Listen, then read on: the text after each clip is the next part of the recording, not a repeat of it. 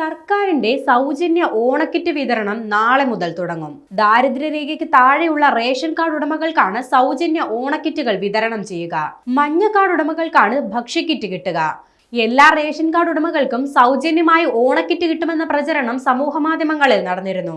എന്നാൽ ഇത് ശരിയല്ലെന്ന് ഭക്ഷ്യവകുപ്പ് മന്ത്രി അറിയിച്ചിട്ടുണ്ട്. മഞ്ഞ കാർഡ് ഉടമകൾക്കും ക്ഷേമ സ്ഥാപനങ്ങളിലെ അന്തേവാസികൾക്കും കിട്ടുന്ന സൗജന്യ ഓണക്കിറ്റിൽ തുണിസഞ്ചി ഉൾപ്പെടെ 15 ഇനം സാധനങ്ങളാണുള്ളത്. 1 കിലോ പഞ്ചസാര, 1/2 ലിറ്റർ വെളിച്ചെണ്ണ, 250 ഗ്രാം തുവരപ്പരിപ്പ്, 250 ഗ്രാം ചെറുപയർ പരിപ്പ്, 250 ഗ്രാം വൻപയർ, 50 ഗ്രാം കശുവണ്ടി, 50 ml നെയ്യ്, 200 ഗ്രാം പായസം മിക്സ്, 100 ഗ്രാം സാമ്പാർ പൊടി, 100 ഗ്രാം ശബരിമുളക്, 100 ഗ്രാം മഞ്ഞൾപ്പൊടി, 100 ഗ്രാം മല്ലിപ്പൊടി, 1 കിലോ ഉപ്പ് എന്നിവയാണ് സാധനങ്ങൾ. സെപ്റ്റംബർ 4-ാം തീയതി വിതരണം പൂർത്തിയാക്കും. 6 ലക്ഷത്തിൽ പരം AAY കാർഡുകാർക്കും ക്ഷേമ സ്ഥാപനങ്ങൾക്കുമാണ് ഭക്ഷ്യക്കിറ്റ് നൽകുന്നത്.